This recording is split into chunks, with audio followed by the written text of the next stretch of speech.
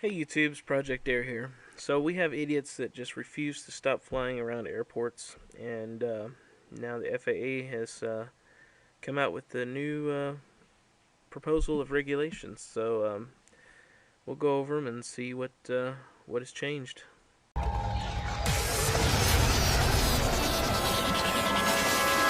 elegant weapon for a more civilized age.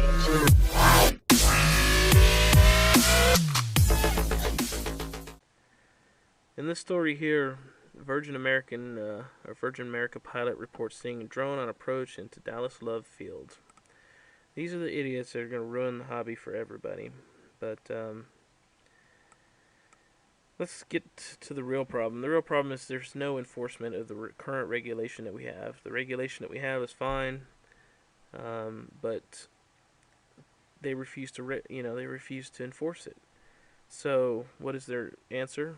Typical government response is to make more regulations that are probably not going to be enforced until it's just an endless chain of regulations that end up just getting rid of aircraft altogether. So, let's take a look at the regulations. This is just a proposal. These are not active yet, but this is the overview of small UAS notice of proposed rulemaking. Operational limitations. Unmanned aircraft must weigh less than 55 pounds or 25 kilograms. Visual line of sight only. The unmanned aircraft must remain within visual line of sight of the operator or visual observer. So this is actually a decent change from the last proposal. The last proposal was stating that you couldn't FPV at all, but this one allows you to have a visual observer. At all times, the small unmanned aircraft must remain close enough to the operator, or for the operator to be capable of seeing the aircraft with vision unaided by any device other than corrective lenses. Small unmanned aircraft may not operate over any persons not directly involved in the operation, which means if you fly over yourself and crash into your own head, that's okay, but just don't fly over anybody else. Daylight only operations. There are quite a few pilots that are going to have an issue with this, who do nothing but night fly. They have their lights all, they have LEDs all over their aircraft, and it actually looks pretty cool. And I don't, as long as you're following the current regulations, I don't see any issue with it really. But apparently the FAA has a problem with it. Must yield right away to other aircraft, manned or unmanned. May use visual observer, but not required. First-person view camera cannot satisfy the see and avoid requirement, but can be used as long as the requirement is satisfied in other ways. That goes back to the visual observer. Maximum airspeed of 100 miles per hour or 87 knots. I don't really have any aircraft that fly that fast, but I know people that do, so I'm sure there's going to be some conflict there. Maximum altitude of 500 feet above ground level. This is actually interesting because it's 100 feet higher than the previous regulation. So my only concern about it is UAVs could only fly at 400 feet top, cap, and manned aircraft can only fly. It can't fly below 500 feet. So there was always a 100-foot buffer there. So this option removes the buffer. So I don't know if that's going to be a problem or not, but I guess we'll see. Minimum weather visibility of 3 miles from control station. So I guess if you can't see 3 miles away from your control station due to weather, then you're not supposed to fly. No operations are allowed in Class A airspace, which is 18,000 feet or above. I don't know if any UASs that are privately owned that go that high, but it's there. Operations in Class B, C, D, and E airspace are allowed with the required ATC permission, and ATC is air traffic control, for those who don't know. Operations in Class G airspace are allowed without air traffic control permission. No person may act as an operator or visual operator for more than or visual observer, sorry, for more than one unmanned aircraft at a time. So if you're a visual observer for somebody doing FPV, you can't watch multiple aircrafts. And it's also, I've seen on YouTube where people they bind their controller to 5 or 6 quadcopters and fly them simultaneously.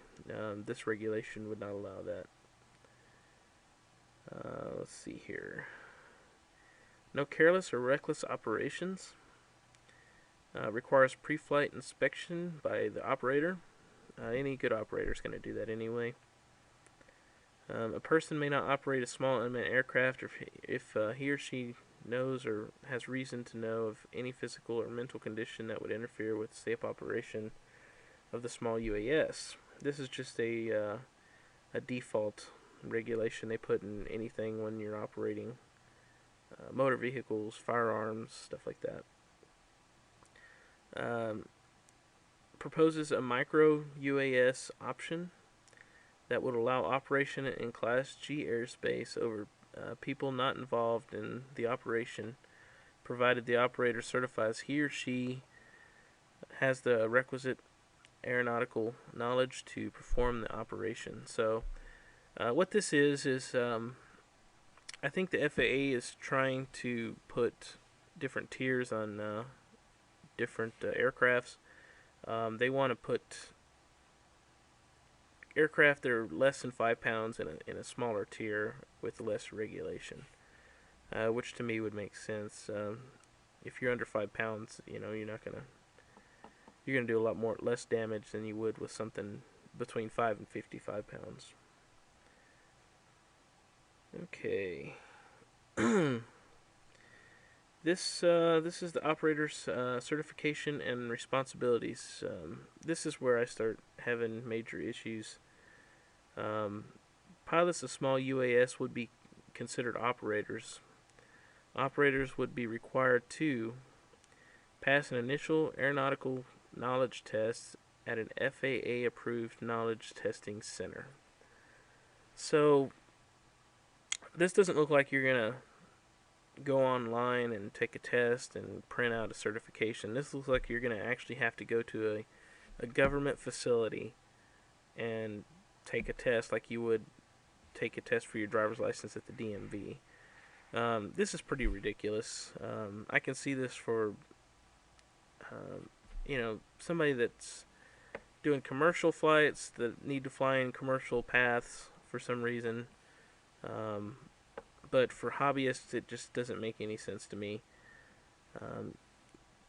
The people that are flying above airports and stuff like that, I guarantee you're not going to go through all these, tests and stuff. They're going to just go out and fly and continue to do what they're doing. It's pretty, I don't even have any words for it. It's frustrating. The second part's really bad. It says an operator must be vetted by the Transportation Security Administration. Let me read that again. The Transportation Security Administration. We're talking the TSA here, who've numerous times showed their incompetence, just doing the job that they do now, and we're going to give them the authority to vet us as operators. Hopefully they won't steal your stuff. So, yeah, I have a huge problem with this section here. There's a lot of people who are like, well, they should get licenses to fly those things. Well, it really depends on what you're flying, I think. If you're flying a foam aircraft or a small multi-rotor or something that I don't think you need a license to fly it. If you're flying something, that's close to 55 pounds, then maybe, yeah, I could see how being certified for that should be required, but I don't know. It's just more government regulation over stuff that we do for fun. If we're gonna have fun doing it, the government's gonna regulate it. That's just how it goes. Obtain an unmanned aircraft operator certificate with a small UAS rating, like existing pilot airman certificates. Never expires. So from okay, yeah. Pass a recurrent aeronautical knowledge test every 24 months. So up here it's saying that you would get a certificate that would never expire, but down here it says you'd have to test every 24 months. I don't understand that. Be at least 17 years old. I have a problem with this. My son has a little little bitty quadcopter. It fits in the palm of your hand. It's a little bitty thing, and I don't think he should have to go through all this rigmarole just to fly it. I mean, it's just crazy.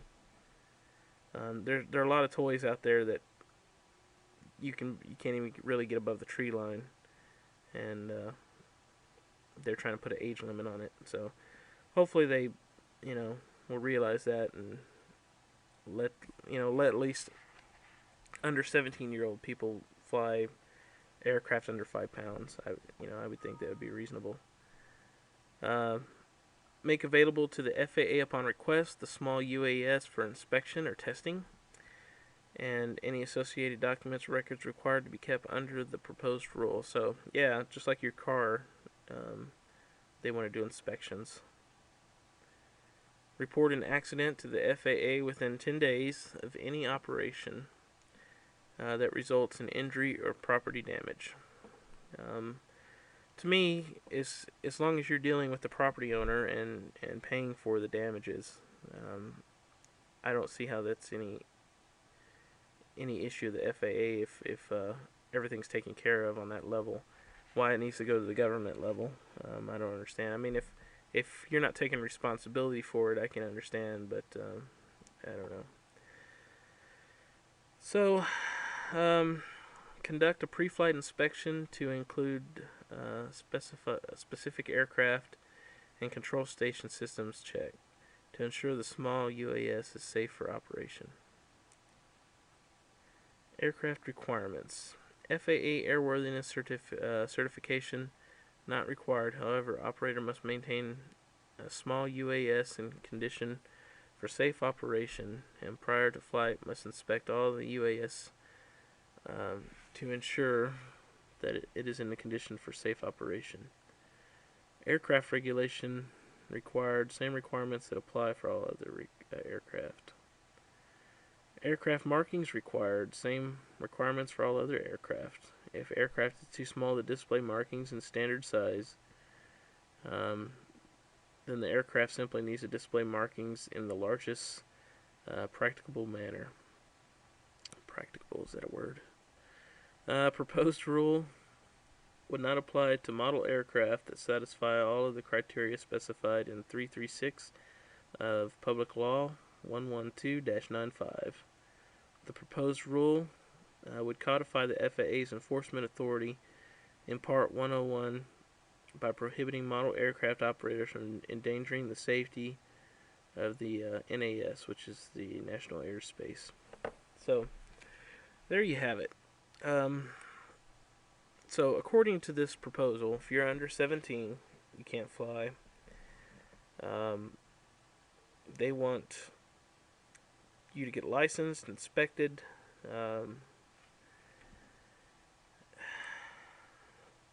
And this is all because of the idiots that can't follow the rules. They can't follow regulations. Who in their right mind would fly something over an airport or around an airport? It just doesn't. It boggles the mind. It really does. So I will try to follow this closely and see where it goes. See if there's going to be any kind of responses from organizations like the AMA and such, and we'll see what happens. As for the markings on the aircraft, I think it's wise to put your contact information on there anyway, in case you happen to lose it, or if you want your aircraft back. That's a smart thing to do. But I just think they're kind of going overboard with with all the regulations, the licensing, and things like that. So, I mean, if they do enforce it to where you have to get a license, I'll definitely go do that. But do you guys really think that's going to stop these people that buy the the Phantoms and the pre-made quadcopters, and they just decided to go out there and fly, along aircraft and stuff. It just doesn't make any sense to me. But anyways, make sure you like and subscribe, and I'll try to keep you posted on any changes that happen. And I'll talk to you guys later. Thanks for watching.